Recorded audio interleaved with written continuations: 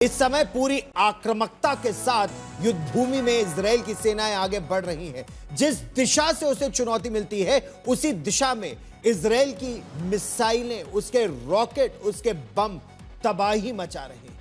एक तरफ हूथी विद्रोहियों के हमले का जवाब देने के लिए इजराइल ने यमन के सना पर आग बरसा दी, तो दूसरी तरफ गाजा में हमास के खात्मे के लिए इजराइल की सेना ने जबरदस्त न केवल गोलीबारी की बल्कि बमबारी लगातार इस समय हो रही है। जो जमीनी स्थिति है वो बेहद चिंताजनक बनी हुई है इस समय। इजराइल के हमले से यमन में हाहाकार।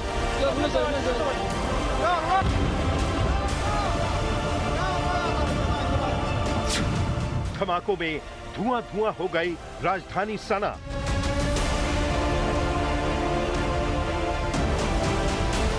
एक के बाद एक धमाके हो रहे हैं। आग का गोला आसमान छूता दिख रहा है।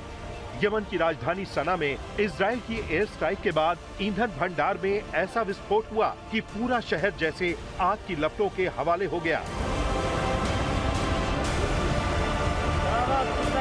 इजराइल की इस प्रलयकारी स्ट्राइक से शहर में दहशत फैल गई। चारों तरफ तबाही का मंजर दिख रहा है। ये हूती विद्रोहियों के हमले का तबाही मचाने वाला बदला था।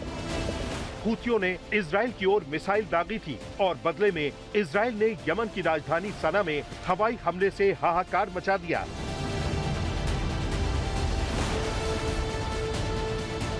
इजराइल ने 14 लड़ाकू विमानों की मदद से सना पर 40 मिसाइलों की बौछार की थी। इजराइल के इस हमले में 2 की मौत हो गई जबकि 5 लोग घायल हो गए।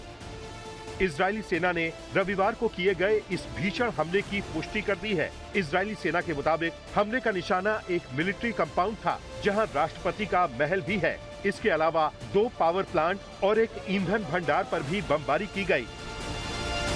हूती पिछले काफी वक्त से इजरायली जहाजों को निशाना बना रहे थे। इतना ही नहीं, उनके निशाने पर इजराइल के हवाई अड्डे और रिहायशी इलाके भी रहे हैं। हूतियों के हमलों से इजराइल ने भी काफी नुकसान झेला है। अब जब पानी सिर से ऊपर निकलने लगा तो इजराइल ने ऐसा जबरदस्त हमला किया कि यमन की राजधानी कांप उठी।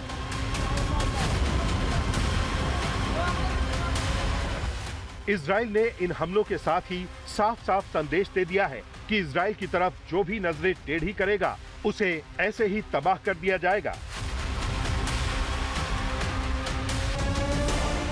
हूतियों का इजराइल से झगड़ा इजराइल गाजा को लेकर है। हूतियों का कहना है कि गाजा में जब तक इजराइल कार्रवाई करता रहेगा उस पर हमले जारी रहेंगे। आज तक ब्यूरो।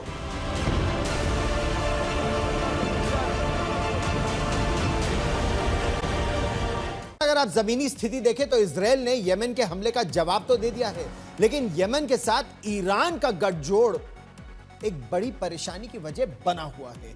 इजराइल ने 12 दिन के युद्ध के दौरान ईरान को भी काफी नुकसान पहुंचाया था। अब ईरान की कोशिश यह है कि इजराइल के खिलाफ अलग अलग मोर्चों पर परेशानी उसकी बढ़ती जाए, और हम आपको दिखाते हैं कैसे इजराइल इस समय एक साथ कई मोर्चों पर युद्ध लड़ रहा है। आपको पूरी जमीनी स्थिति में समझाने का प्रयास करता हूं इस मानचित्र के जरिए। दरअसल आपने इजराइल का ये जो नया गेम प्लान है वो तो देख ही लिया है। इस यमन और ईरान के गठजोड़ से इजराइल परेशान भी है। क्यों? क्योंकि ये जो दोनों शिया मिलिशिया, अगर हम बात करें यमन की जो हूथी विद्रोही हैं, उनके पास लंबी दूरी तक मार करने वाली मिसाइलें भी हैं और वो लाल सागर में भी तंग कर रहे हैं मालवाहक जहाजों को। पिछले 2 साल में पहली बार क्लस्टर बम बरसाया गया और ये एक बड़ी चिंता की बात है क्योंकि क्लस्टर बम से नुकसान एक ज्यादा क्षेत्र में हो सकता है। फिर हम आपको यह भी बता दें कि इजराइल को शक किस बात पर है कि यमन ने इजराइल जैसी मिसाइलों से हमला किया।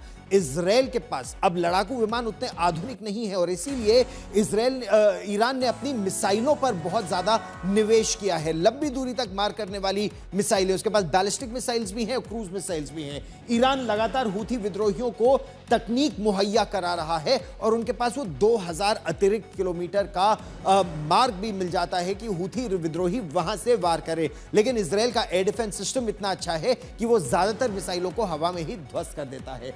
पलटवार करते हुए इजराइल ने हूथियों के सैन्य ठिकानों को ही उड़ा दिया। उनके सना में जो उनका पोर्ट है, जो बंदरगाह है, उसको भी ध्वस्त कर दिया ताकि आर्थिक रूप से हूथी विद्रोही कमजोर हो जाए। हूथी विद्रोहियों का बयान नहीं रोकेंगे इजराइल पर हमले। और आप यह सोचिए कि दुनिया के दो ताकतवर सैन्य शक्तियां, एक अमेरिका और दूसरा इजराइल, दोनों मिलकर यमन पर वार भी करते हैं और उसके बावजूद अभी भी प्रहार लगातार हो रहे हैं। ऐसी परिस्थिति में हूथी विद्रोहियों को सबक सिखाने के बाद अब गाजा में हमास के खात्मे का भी जो इजराइल का प्लान है, उसने यह कह दिया है कि हमास के खात्मे तक गाजा पट्टी पर उसका ऑपरेशन चलता रहेगा। अगर हमास कल आत्मसमर्पण कर दे, कल ऑपरेशन रुक जाएगा। और आक्रामक हो गया है इजराइल का इस समय जो हमला है। गाजा को पूरी तरह से अपने कब्जे में करने के लिए इजरायली आर्मी और डिविजन्स आगे बढ़ रही हैं। पिछले 24 घंटों में जो गोलाबारी हुई है, गोलीबारी और बमबारी, गाजा में दुर्भाग्यवश जो लोग भूखे प्यासे भी हैं, अब उनकी समस्याएं और ज्यादा बढ़ती जा रही हैं।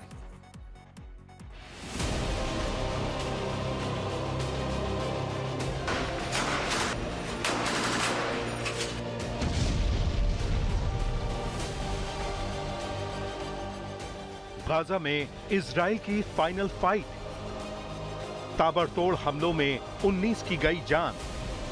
गाजा पर पूर्ण कब्जा करने के लिए इजराइल की फौज तेजी से शहर की ओर बढ़ रही है। काउंटडाउन शुरू हो चुका है। इजराइल ने प्लान सितंबर भी बना लिया है, जिसके तहत 2 सितंबर को रिजर्व फोर्स गाजा तक पहुंचाने की कोशिशें तेज कर दी गई हैं।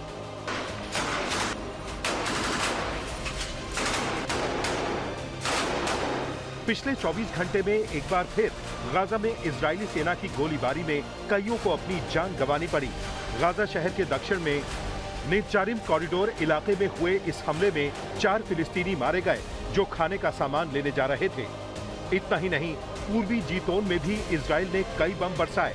बमबारी के बाद की इन तस्वीरों में काले धुएं का गुबार देखा जा सकता है। खान यूनिस इलाके में इजराइल के हमले से भी 5 लोगों की जान चली गई। इजराइल की सेना को खुली छूट देने के बाद प्रधानमंत्री नेतन्याहू किसी भी कीमत पर हमास का खात्मा करना चाहते हैं और जल्द से जल्द गाजा पर कब्जा करना चाहते हैं। जल्द ही 10 लाख फिलिस्तीनियों को गाजा से निकालने के आदेश पर अमल शुरू कर दिया जाएगा। इजराइल की नजर अपने बंधकों को जल्द से जल्द वापस लाने पर है। एक अनुमान के मुताबिक उसके 50 बंधक हमास की कैद में हैं और इनमें से 20 बंधकों के जिंदा होने की उम्मीद भी है। गाजा में हालात लगातार बिगड़ रहे हैं। एक तरफ लोग इजराइल के हमलों में जान गंवा रहे हैं, तो दूसरी तरफ हजारों लोग भूखमरी का शिकार बन रहे हैं। बदतर हालात को देखते हुए संयुक्त राष्ट्र की ओर से अकाल का ऐलान भी किया जा चुका है। जमीनी सच्चाई यही है कि एक वक्त का खाना तक लोगों को नसीब नहीं हो रहा है। आज तक ब्यूरो।